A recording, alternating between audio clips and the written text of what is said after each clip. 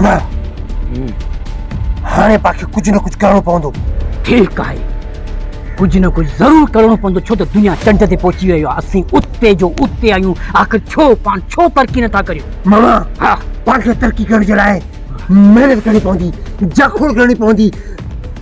हा महिनत कंदासीं, पर ॿोरियूं मूंखां कोन खणंदियूं, खाटी मूंखां कोन खणंदी, पोइ छा कयूं? मामा हा जे तोखां इहे कम न थींदा हा आऊं त अॻे ई हॾ हराम आहियां। हा, त पोइ अहिड़ो धंधो को सोच जो असुलु सवलो हुजे, जंहिंमें माल पचे। हा मामा हा पाण ईअं कयूं था, हा किथां पिस्टल हथ कयूं। पिस्टल छो? मामा हा इहो धंधो अहिड़ो हा। आहे जो रुगो पिस्टल ॾेखारे किथां मोटरसाइकिल फुरींदासीं, किथां पैसा फुरींदासीं, पाण लखा वधी थी ईंदासीं। जे ॿधी वियासीं त पोइ पुलिस जा पादर खाईंदासीं। ए मामा हा अॼु ॾींहुं केरु ॿधो आहे? हा हा माना पाण कंहिंखे झल न ॾियूं। हा पोइ बसि अॼु खां पोइ आउं चवां थो त बसि इहो धंधो कयूं जो पाण जेको सो कमायूं। पर मामा हा हिकिड़ो ॿियो मसइलो आहे, हा पाण खे पिस्टल ॾींदो केरु? अरे पाण ईअं था कयूं, पाण खे संगत वारे खे चऊं था पिस्तौल ॾे असांखे, असीं गिदड़ था भॼायूं। न मामा हा पाण ईअं था करियूं, पिस्तूल सां झलजी पियासीं त वारी ॻाल्हि पधर खाईंदासीं। हा पाण ईअं करियूं था, हा पाण किथां काती चाकू वठूं था, हा उन सां फोन कंदासीं। हा त पोइ बसि काती छुरी पंहिंजे घर में पई आहे। हा खणी था तूं, पोइ हलूं। हल।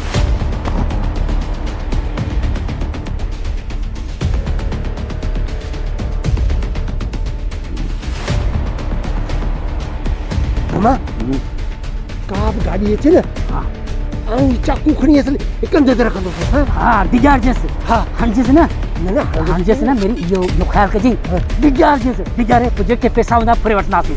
ठीकु आहे मामा। ठीकु आहे न? ठीकु आहे। ख़ामोश, गाॾी जो आवाज़ु आहे। हा इहा इहा उते उते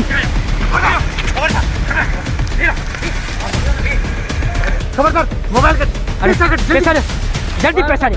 हाँ शाबाश शाबाश, पैसा दे। हाँ ये वाला मोबाइल।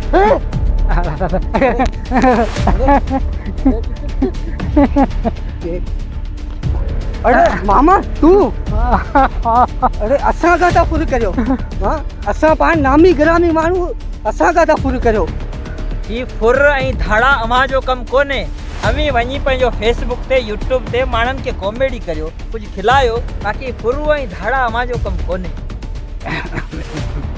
असीं वाकई शरीफ़ माण्हू आहियूं।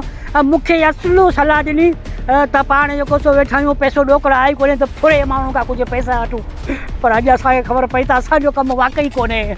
पर मामा पाण सोचियो कि फुरूं ऐं धाड़ा बिल्कुलु आसान आहिनि, पर वरी पंहिंजा उस्ताद ते प्यारिया तूं वरी छुरी काती खणी आयो आहीं। अरे असली पिस्तौल त न ठाहे।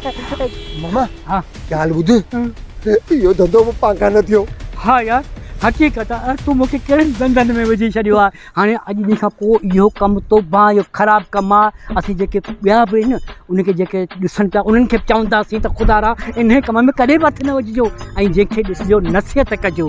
असां जहिड़नि खे बि नसीहत करियो। पर अॼु खां पोइ पाण कारोबार शुरू था कयूं। बिज़नेस? हा कारोबार। कारोबार, पर कारोबार कहिड़ो कयूं? कारोबार इलाही आहे न। है हा दुकान आहे, सब्जी दुकान आहे, पान बीड़ी आहे, इहे माना इलाही कम आहे। पोइ हीअं कर हा मामा, हा। पाण हल त को सब्जी जो गाॾो लॻायूं। पोइ पैसा पैसा अल्लाह मालिका उधर ते कमु हलाईंदासीं। उधर ते? हा? अरे अॼु पाण जेकर उधर ते पाण कमु हलायो त माना पाण दुगणियूं टिगणियूं शुगणियूं पैसा ई पैसा, करोड़पति थी वेंदासीं। भला चाकू त आहे पर चाकू न काई हिनखे अदा पोइ असांखे माफ़ु कजो।